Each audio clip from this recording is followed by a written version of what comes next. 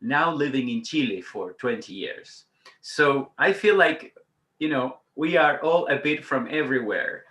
And then we have people from Chile as well. So wonderful, wonderful to see that we are a global or a global community, as they call us nowadays.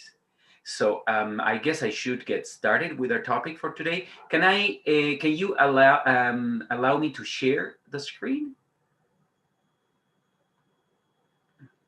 so we can get started with this today's topic?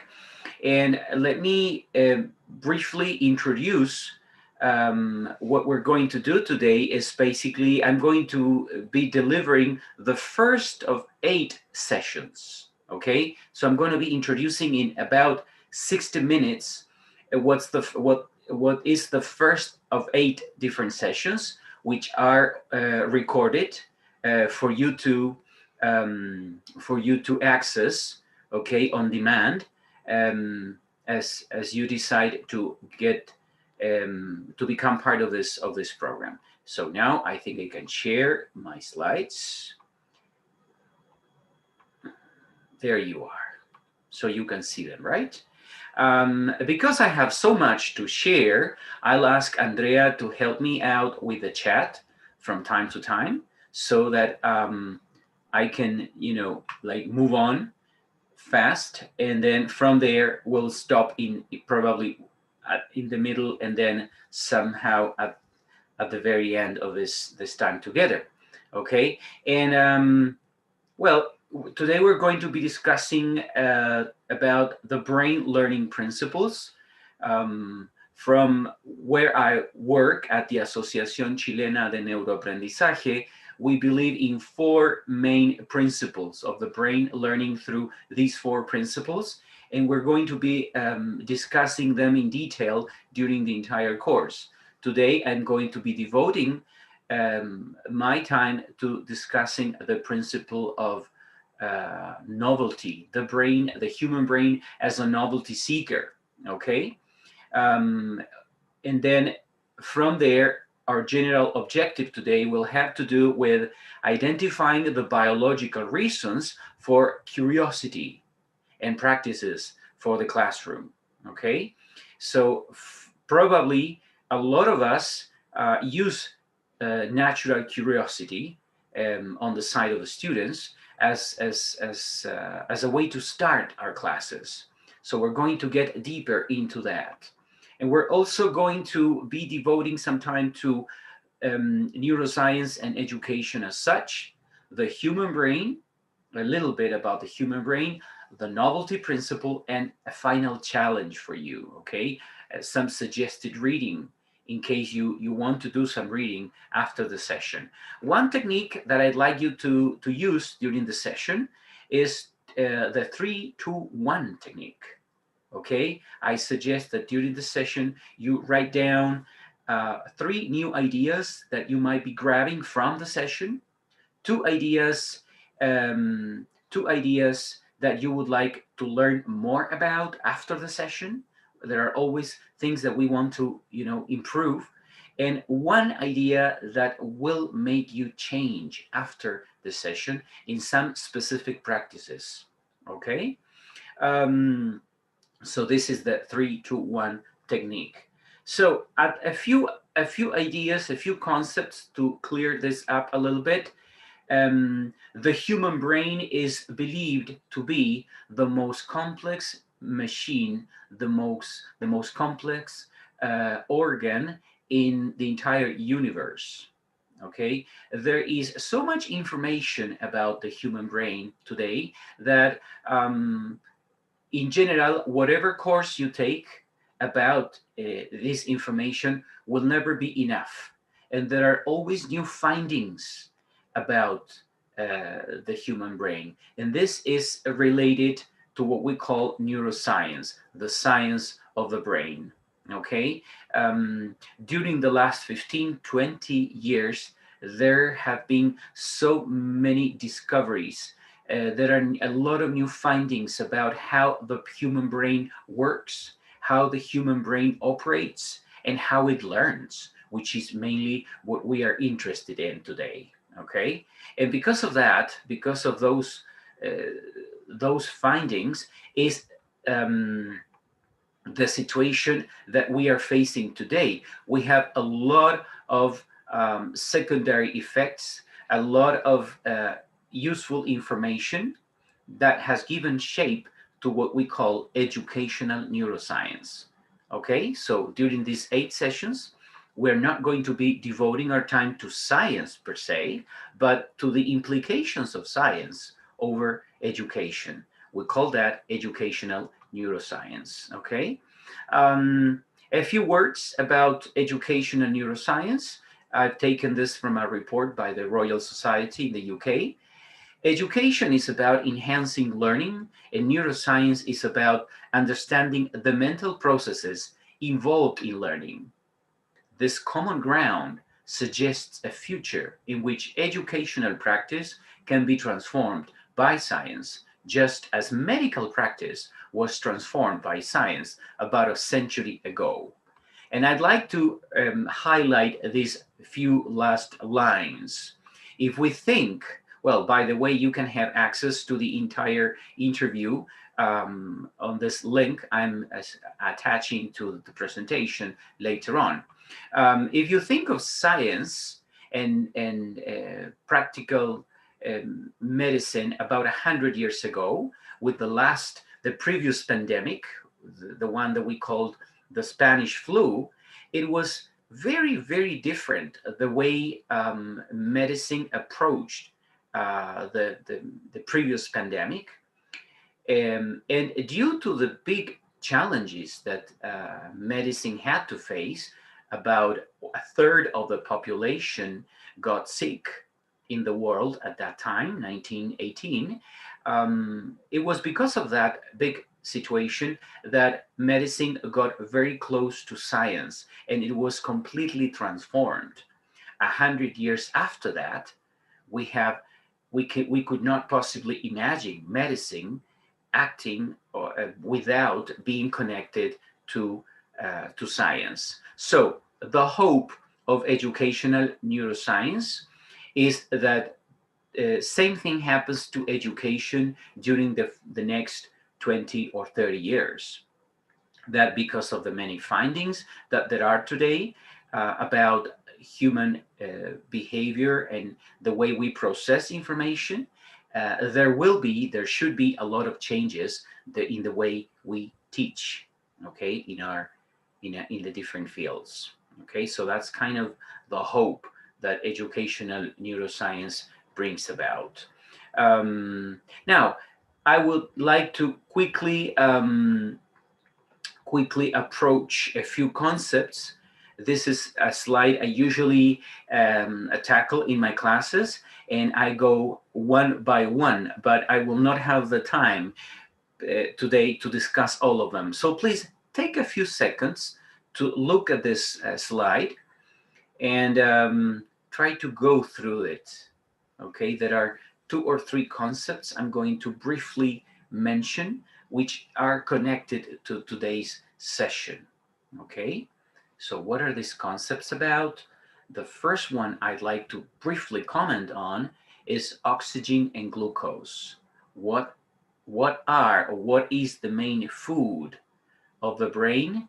We know it is oxygen, or they are oxygen and glucose. Okay, that's why it's crucial to have the right food, to have the right life habits, to drink important amounts of water, okay? And the quality of what we drink and what we eat impacts the way our brain works, okay? Oxygen and glucose, the main food of the brain. A third of its time. What does the brain do in a third of its time? Well, during a third of its time, the brain should be resting in sleep mode. Okay, something really important. By the way, I was listening on the radio this morning that today is sleep day, Can you believe it? Sleep or sleeping day in the entire world is something that the entire humanity has been, in a way, we have been procrastinating the way we sleep, and the good quality sleep has been left aside in modern society. Well, this is definitely affecting the way we process information, the way our students learn, because apparently our brain has been designed to be sleeping mode, resting in sleep mode a third of its time. Okay, that's why I wanted to focus there for a minute. And then I want to briefly focus on neurons.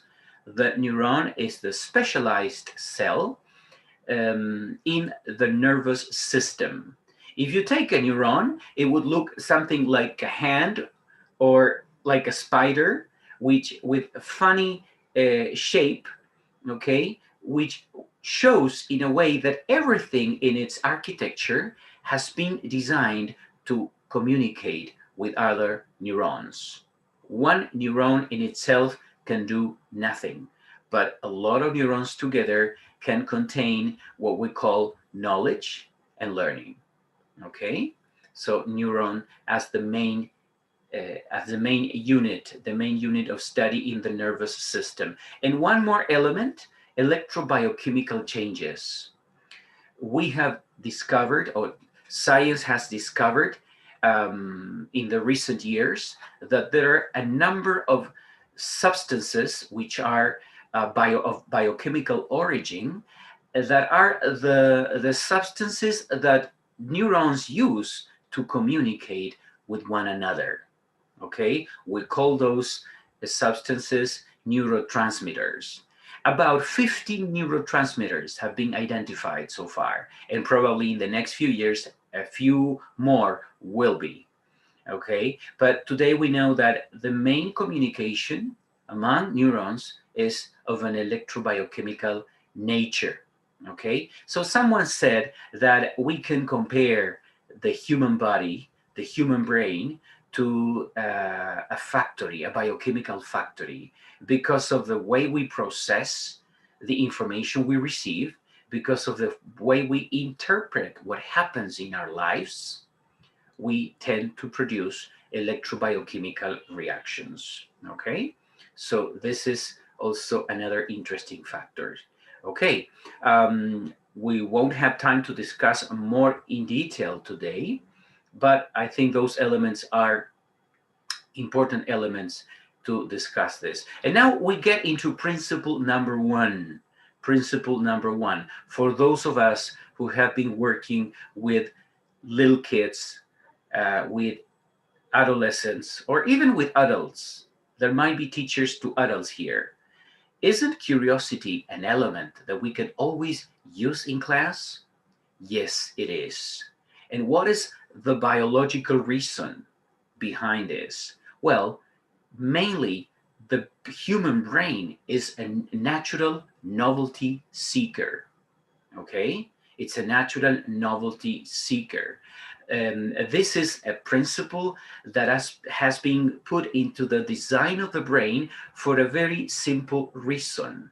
If you can compare the first picture on the left on your screens of a newborn, that's the brain of a newborn, and you can see the network of neurons that are not connected with one another. While a month later, the neurons start connecting more and more into a tight, some type of a tighter network. Well, this goes on until we see the picture of 9 months, then 2 years, and then an adult. Now, how do we get to the final version?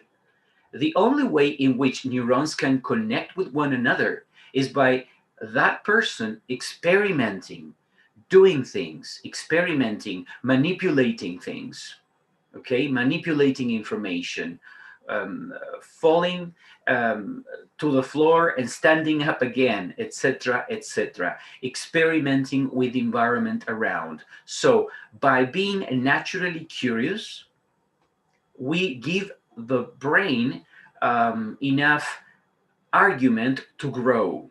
We only get to grow internally, the way we see this picture, by experimenting and doing things around us. Okay, that's why if we specifically think of, for example, learning a language, we can only learn a language by being exposed to the language and by practicing this target language. Okay, something we usually say in Chile, where I live these days.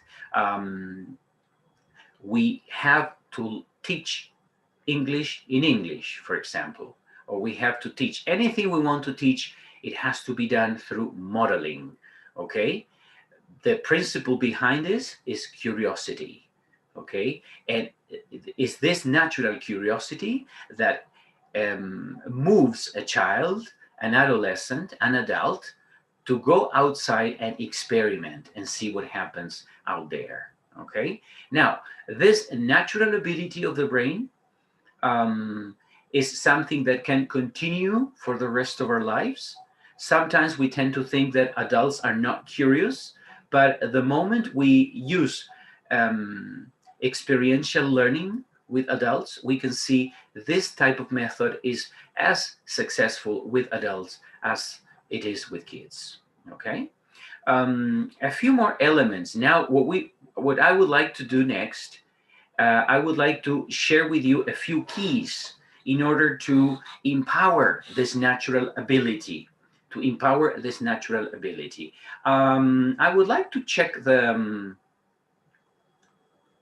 in the chat. Okay, we don't have any questions so far, so I'll just no. All right, great. Okay, so I'll go with the keys then. I mute myself and turn off my camera just in case internet get cuts, but I'm here. Oh, okay, you just let me know if anything happens with the mic or the image, and then I can remove my screen as well. So key number one to empowering this novelty principle in the human brain is use novelty triggers. And I'm sure you've been using them. Today, I want to mention some of them, okay? And next to each of these principles, next to each of these techniques, I've included some extra ideas, like a link with extra ideas for you to use this more and explore deeper into these ideas, okay? So novelty triggers that I know you might be familiar with them already. Number one, using humor in class is always a powerful tool. Okay, with kids, they will always like humor. Okay, especially when the teacher laughs about herself or himself. Okay, using humor with adolescents.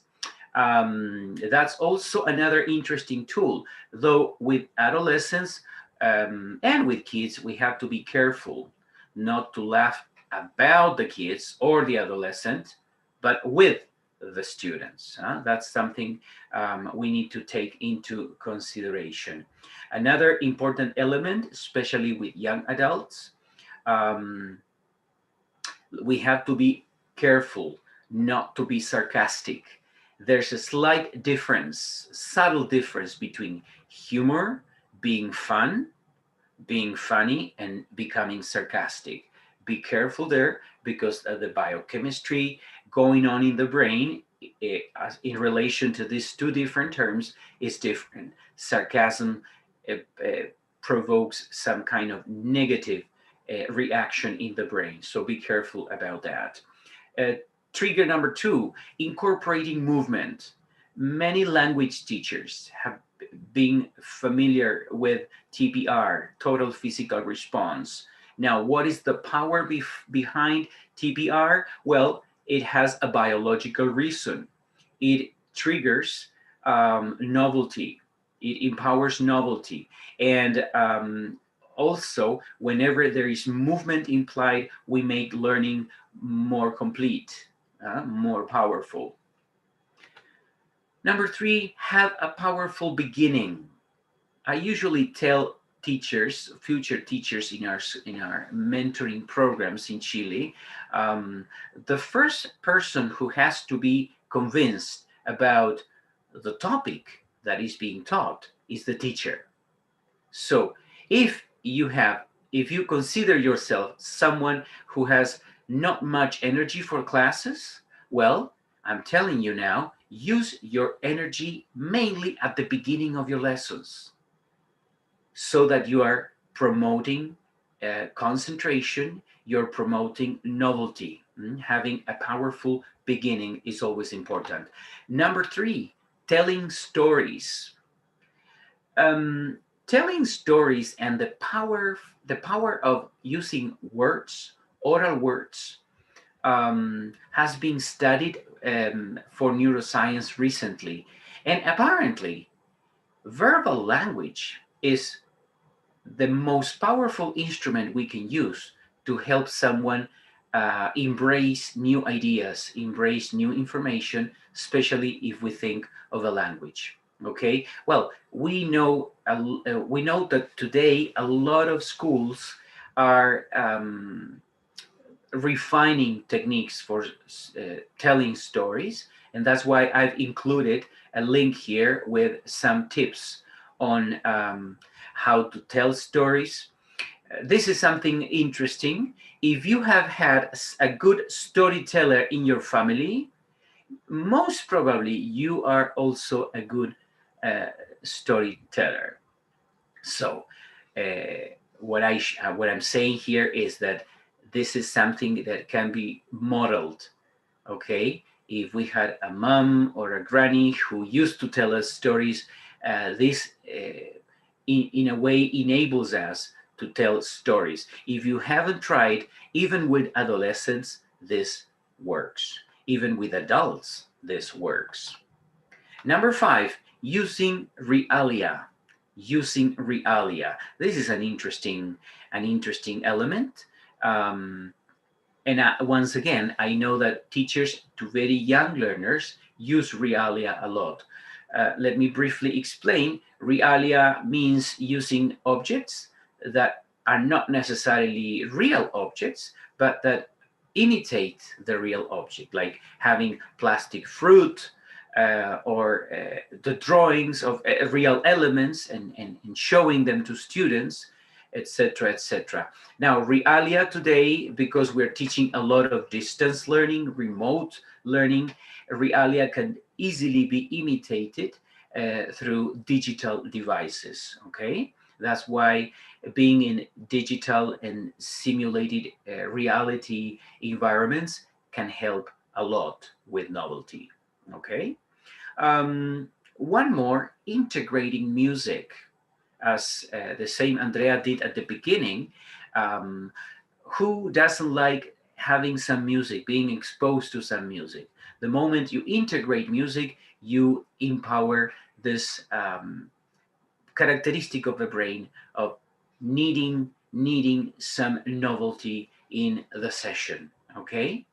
Um, Okay, so novelty triggers, that's key number 1. Just look at them again and decide which one you're going to be exploring more as of today, trying to find some digital version that you can use, in your online synchronous or asynchronous lessons, okay?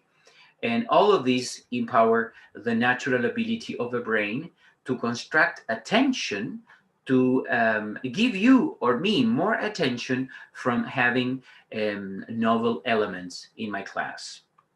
All right.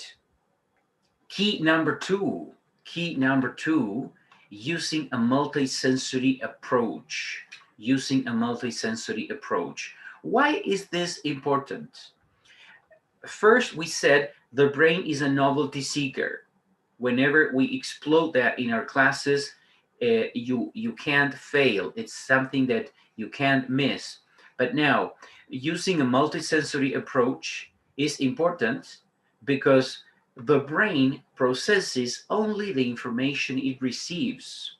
And we receive information basically from the experiences we let the brain go through, okay? And that goes through the different senses.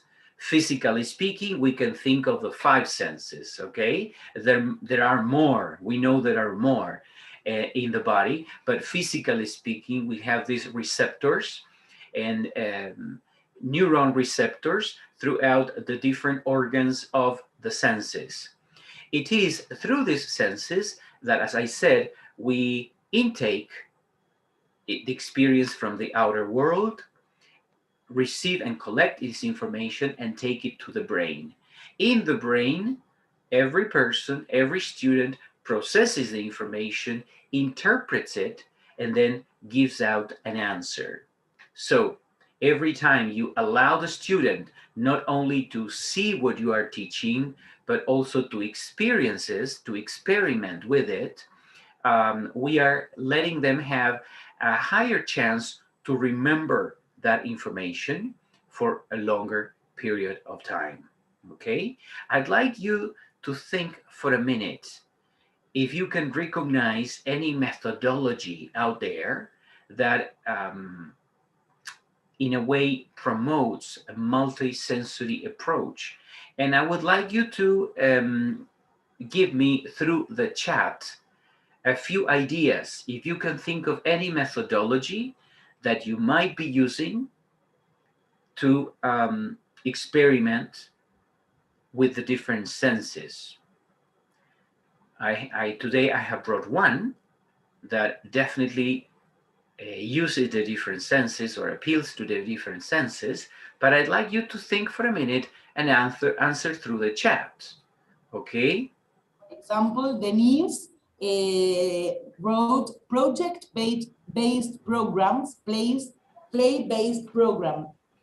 Thank you, Denise. Great. Yes. Well, Denise just gave the answer I had brought for you.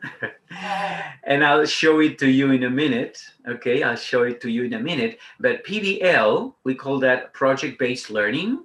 PBL is definitely an approach that empowers the use of the different senses. Another of the methodologies, as Denise is mentioning as well, game-based learning, game-based learning, and we call that GBL, game-based learning. Okay, anybody else? Anybody else who can think of approaches or strategies or techniques that promote a multisensory approach? I could just give you a few seconds for you to think.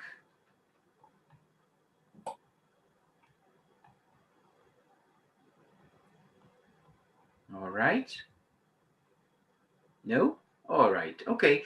Well, we'll just stick to PBL. Notice, well, at the association where I work, we've been promoting PBL for the last couple of years.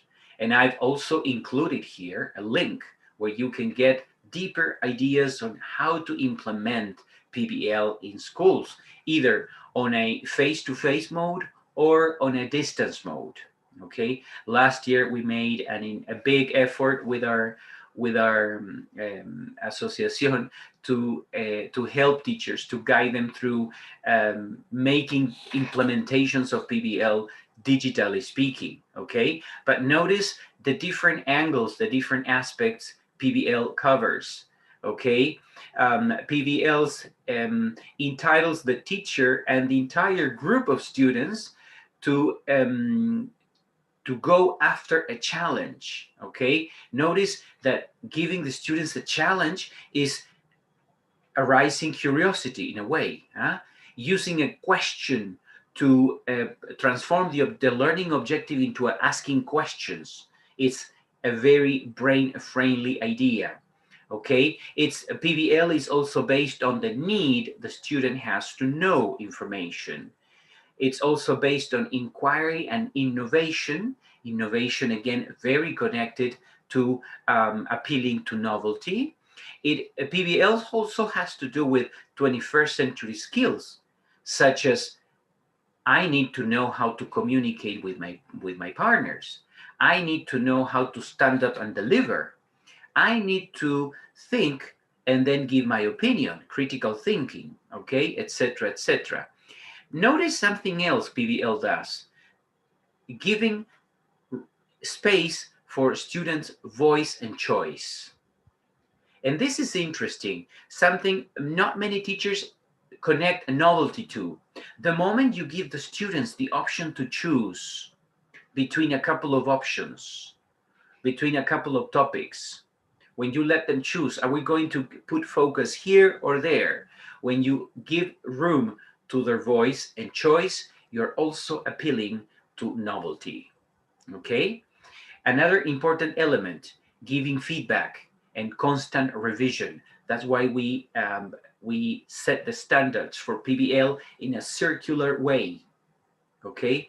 There isn't like a very specific ending of a process, because the moment I finish a project, I start working around the new one or the following one, okay? And then something also very interesting with PBL, we publicly present products. We are focusing not only on the students learning theoretical knowledge, but on developing products, tangible products, okay, that have to be presented in front of an audience at the end of a project, okay? So all of these elements make PBL probably the strongest methodology for a multisensory approach, okay? I think there's, okay, thank you very much. All right, so that goes for PBL, all right? PBL, and I'm leaving here an extra link for you to look at this methodology. So that was key number number 2. And then key number 3 that I briefly want to present to you. We said we have to use natural triggers for novelty. We said you have to have a multisensory approach. We cannot only be just doing lectures in our classes. We have to let people experiment.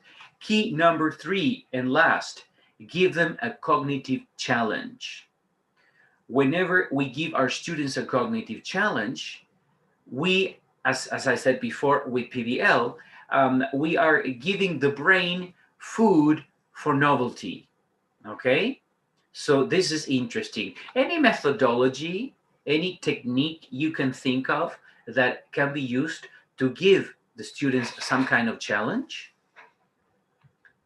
I'd like you to think and please try to mention any techniques, any strategies. There might be some that you have used in the past that allow room for challenge. All right, Marcela suggests gamification. Okay, thank you, Marcela.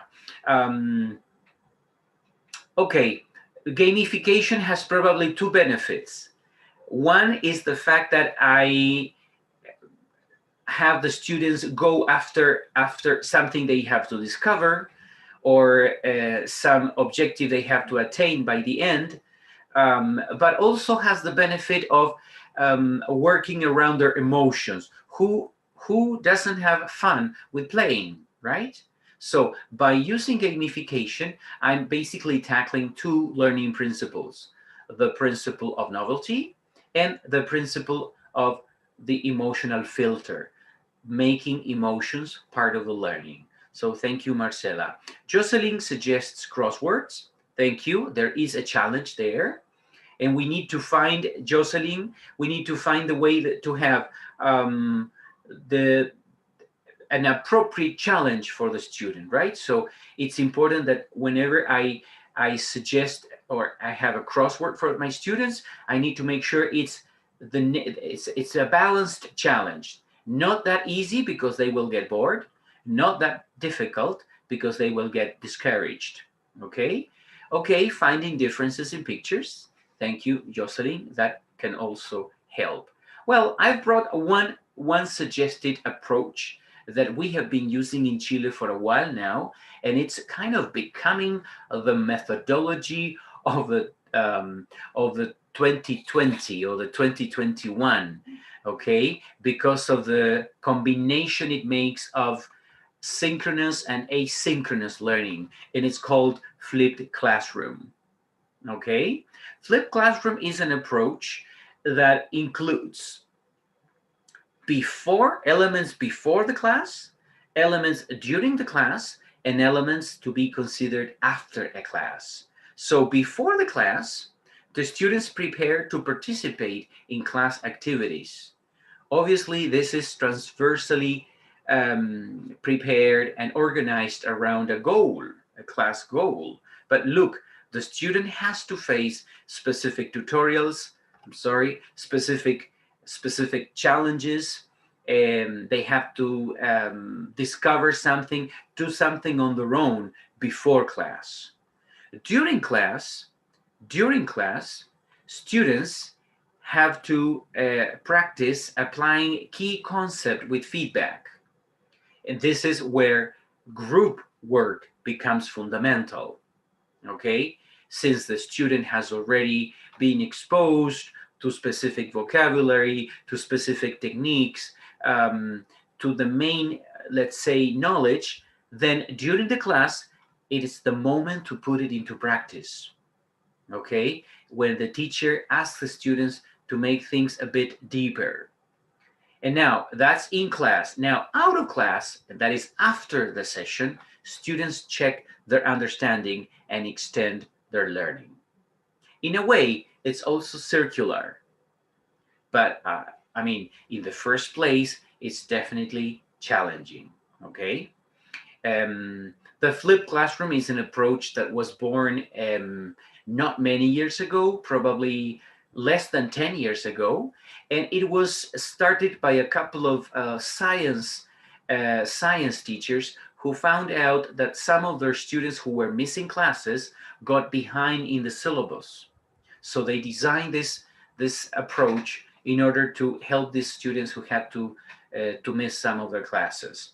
For those of you who might be interested in getting deeper ideas, deeper information on the methodology, the flippedclassroom.s, you can find more information about the approach, okay? An example of flipped classroom, definitely, Denise, yes. For example, today, I could have, instead of introducing the concept of education and neuroscience to you in class, I could have left that same link I showed you at the beginning. I could have left that link for you to watch before our session together. I could have asked you to watch that interview, let's say, a couple of times. And then during our session together, I could have organized a plenary to debate around pros and cons of implementing education and neuroscience in our classes these days. Okay? That could have been the entire session for today. Debate. Based on the video you should have watched before the session. And then after the session, I could easily ask you to design a lesson plan incorporating 2 or 3 elements that have been discussed in class. Okay, so that's an example of the flipped classroom. But so this way you can see there is some cognitive challenge for the participants, because without the teacher, the student has to access the tutorial, see the material, think beforehand, make some kind of reflection, make some decisions of what to do with the information, and then bring it to class. Okay? Now, think about our students today. When they play games on the computer, on their cell phones, aren't they in a way having to face challenges on their own? Definitely yes. Aren't they facing or being exposed to these games for long chunks of time without losing attention? Definitely yes. Well, this is basically because the concept of video games follows the learning principles. In particular, the learning principle of novelty. The game is all the time incorporating elements of surprise and novelty. Okay, so remember, key number one, I presented you with 5 different novelty triggers. Key number two, I presented you with the necessity to go around the different senses with an approach that is more circular than linear. And key number three, we need to pose the students with the necessary cognitive challenge. The moment there is no challenge for the student, they start getting bored. Okay? Thank you, Andrea, for being back. All right, so this is the first principle of learning, and I would like you to take a few minutes now, let's say 1 minute, for you to write down 3 new ideas that you can think of based on what I just presented to you. Also, think of 2 ideas you would like to learn more about after this session. And also think of 1 idea that will make you change as of today because of what we discussed. Please take a minute individually. Take a minute individually and try to write down some of these. Okay? 3, 2, 1. And I'd love you to share some of these ideas in the chat so I can share it with the rest. Okay? If you would be so generous to share some of these ideas in your chat.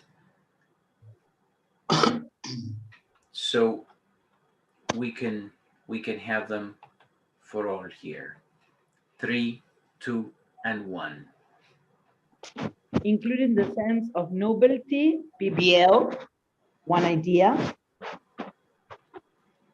The 3 key novelty triggers, multi-sensory approach, and cognitive challenge. Learn more about flipped classroom. Thank you, Denise. Definitely, flipped classroom is a challenge. One of the things that we find ourselves running short of is, well, students lack a lot of autonomy, and we miss this these days, that we have to be doing distance learning. So with flipped classroom, the flipped classroom approach, we need to get more into, okay, how can I make my students become more independent learners, autonomous learners? So that's definitely something we need to get deeper into, okay? All right, anybody else?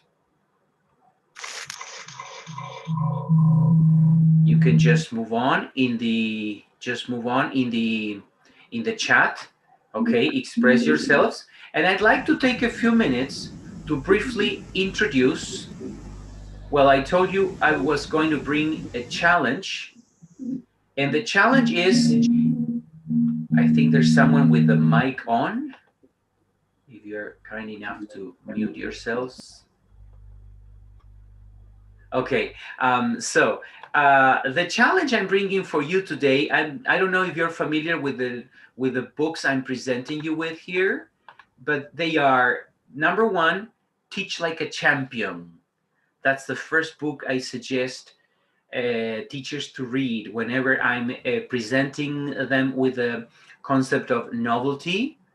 Every brain is a novelty seeker. Neuroeducators usually talk about the millions and millions of neurons we have. But you know what the potential connectivity of 1 neuron is? Each neuron can connect in turns with 10,000 neurons. Each neuron can connect with 10,000 neurons in turn. That means there's a lot of potential in 1 neuron. If I have 5 neurons, and then I have more neurons, imagine the number of times they can combine with other neurons. So, but in order for us to take advantage of that, we need to use some of these techniques, okay? And that's one, when I explain this concept to teachers, many say, that's why whenever my class loses attention or my student doesn't have the right chance to think, or I'm not challenging them, they find some occupation for themselves. Yes? Have you seen your students like, oh, the teacher is not giving us food for thought? Well, we are finding it. So, they misbehave, they start inventing things to do, etc., etc. So I definitely suggest to read the book, Teach Like a Champion. Idea number 2, I suggest to go deeper into how the brain learns by reading material by David Sousa. He's probably one of the first authors who wrote about how the brain works, how the brain learns. And he's so clear, so specific. I definitely suggest to read some of his material, okay? All right, what to expect in the sessions to come? For those of you who are making the decision to move on with the rest of the course, let me quickly introduce one main idea about each of the other seven sessions. What I've covered today is mainly session 1, but then session 2 has to do with brain learning principle number 2, learning through association. Our brains learn basically by connecting what I knew from before with the new information. When a teacher fails to do that, then there's noise in between. It's like a bridge falling down, okay? The student cannot possibly learn. Session number 3 has to do with brain learning principle number 3, learning through repetition. Did you know that not every type of repetition helps learning? There are specific ways to practice, specific strategies for repetition we should incorporate in order to promote learning. Session number 4 is devoting time to the emotional filter. I know the emotional filter was presented to us many years ago, but that was before science. Now, what new elements does neuroscience bring about this? Are there any elements I can incorporate here?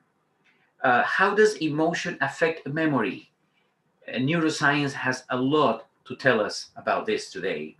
Session number 5, we go back to learning principle number 1, but this time we'll be focusing on brain breaks. There are mainly 2 types of brain breaks, on-task and off-task brain breaks. We'll discuss those in that session number 5. Session number 6, about brain learning principle number 2, the primacy recency effect for enhancing memory. What happens in 40 or 45 minutes of your students' attention? There are ups and downs that will be discussed there. All right, this is session number 7, block scheduling for lesson planning based on the behavior of the brain. And this is interesting. How can we tackle sessions that are longer than 40 or 50 minutes? Well, block scheduling can provide us with some help. And then session number 8, increasing learning through concern. The level of concern on the part of a student can help him or her remember information better in the short term or in the long term. All right? All right, I think I'm done there. I just want to wish you the best luck in this journey with brain learning principles. Okay? And that's it. And that's it. Yes, of course. Well, sorry because I lost connection for a while. Fortunately, I came back before we finished. Well, you can have access to the next sessions. Please join the WhatsApp group. And there are also, there is also the event created in at Eventbrite. For today, as I couldn't prepare the raffle as I usually do, we will make the video, the raffle afterwards, and I will upload it to the highlights video, so as you know who is the winner. Thank you very much, Joaquin. Unfortunately, I couldn't listen part of your presentation, but hope you enjoyed as all the webinars we have enjoyed with Joaquin up to now. Thank you very much for coming. Have you got the link to the event group there on the chat? Please send me a message. I can write my telephone number now.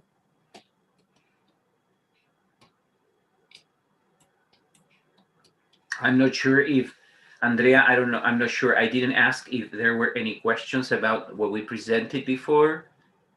And Yes. we might leave room for 5 minutes for questions. Of course, I don't have any problem. Would you like to make some questions?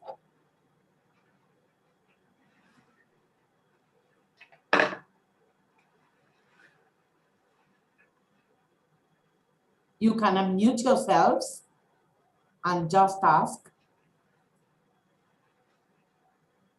English or Spanish? Not Greek. Not please, no Greek, please. Unfortunately. All right. Well, just a few final words. Education and neuroscience is an amazing world, and there are a lot of things being discovered. There are a lot of things that can help teachers, can help us teachers start basing our teaching practices on real evidence. Okay. I know there were a lot of theorists in the past that presume the way we can teach or we should teach. A lot of those ideas today have been proved or just proved false. Okay, so we really definitely, I suggest to start looking into those ideas. Other than that, best luck with this year's challenges. I know there are a lot of challenges out there in relation to distance teaching and distance mode. And I think having introduced the flipped classroom approach is an interesting way to approach distance learning as well. Oh, there's one question here. Yes. To use these principles in early childhood education, definitely, yes. The novelty seeker brain. Remember the picture from the beginning when neurons are not connecting with one another? The child needs this kind of stimulus, and we stimulate. Well, all the ideas I used at the beginning, I think we should use with young learners. Okay, talking to them, having them talk, having them sing, having them play, telling jokes, laughing together. Okay, it's all the natural way a human brain learns. Okay, the younger, the better. The younger, the better. That's it. All right.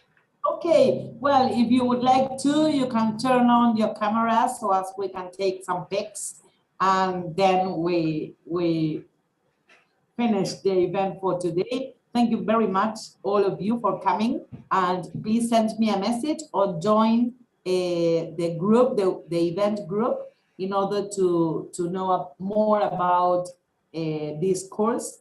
Okay, are you ready? For the picture, yes. Okay, well, thank you very much for coming.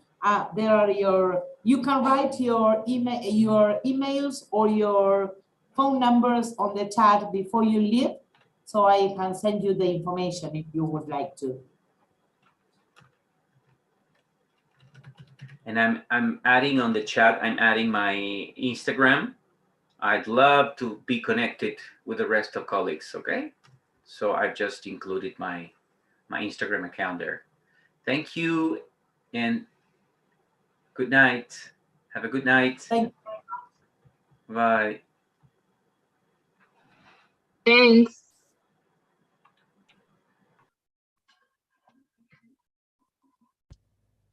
Good night.